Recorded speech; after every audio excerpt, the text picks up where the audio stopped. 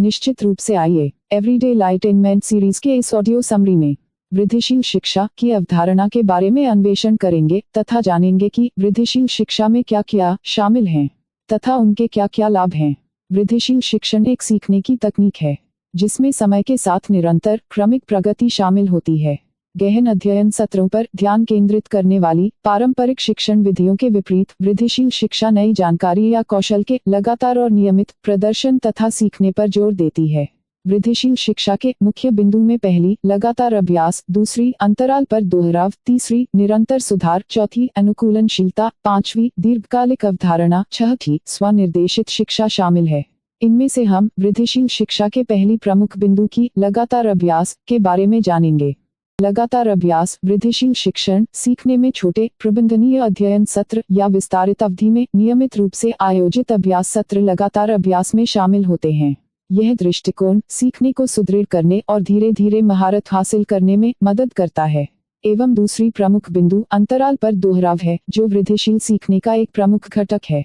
इसमें अवधारण और दीर्घकालिक स्मृति को बढ़ाने के लिए अंतराल पर सामग्री की समीक्षा करना शामिल है।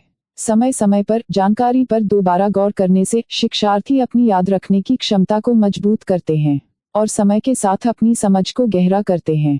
इसके बाद तीसरी प्रमुख बिंदु निरंतर सुधार है जो कहते हैं कि वृद्धिशील शिक्षा समय के साथ लगातार छोटे सुधार या प्रगति करने पर केंद्रित है। यह तुरंत महारत हासिल करने की उम्मीद करने के बजाय निरंतर सीखने और विकास की यात्रा को अपनाने के बारे में है। इनके अनुसार से बहुत जल्दी महारत हासिल करने के लिए हमें निरंतर सीखना और विकास की यात्रा को अपनाए रखने की जरूरत है। अब चौथी प्रमुख बिंदु अनुकूलनशीलता में वृद्धिशील शिक्षा शिक्षार्थियों को उनकी प्रगति और प्रतिक्रिया के आधार पर अपने अध्ययन या अभ्यास सत्र को अनुकूलित करने की अनुमति देती है। यह बदलती जरूरतों या चुनौतियों के प्रति लचीलेपन और प्रतिक्रिया को प्रोत्साहित करता है। संक्षेप में समझा जाए तो इनके अनुसार से संकट की स्थिति में विनम्र रहकर चुनौतियों को सफलतापूर्वक समाधान करने का बोध कराती है। तथा पांचवी प्रमुख बिंदु दीर्घकालिक अवधारणा से यह पता चलता है कि सीखने की गतिविधियों को समय के साथ फैलाकर और अंतराल पर दोहराव को शामिल करके वृद्धिशील शिक्षा ज्ञान और कौशल के दीर्घकालिक प्रतिधारण को बढ़ावा देती है। यह दृष्टिकोण भूलने से रोकने में मदद करता है और यह सुनिश्चित करता है कि सीखना बरकरार रहे और जरूरत पड़ने पर सुलभ हो। एवं अंतिम छठी प्रमुख बिंदु स्वनिर्देशित शिक्षा यह महत्वपूर्ण बात बतलाती है कि वृद्धिशील शिक्षा अक्सर स्वनिर्देशित शिक्षण दृष्टिकोण के लिए उपयुक्त होती है। शिक्षार्थी अपनी व्यक्तिगत प्राथमिकताओं और सीखने की शैलियों के अनुरूप अपने अध्ययन कार्यक्रम और तरीकों को तैयार कर सकते हैं। इन सभी बातों को ध्यान में रखने पर पता चलता है कि वृद्धिशील शिक्षा जीवन के लिए अत्यंत उपयोगी है तथा उनके लाभ से जीवन को सुखदायक एवं परोपकारी किया जा सकता है। वृद्धिशील शिक्षा के लाभ काफी अधिक है।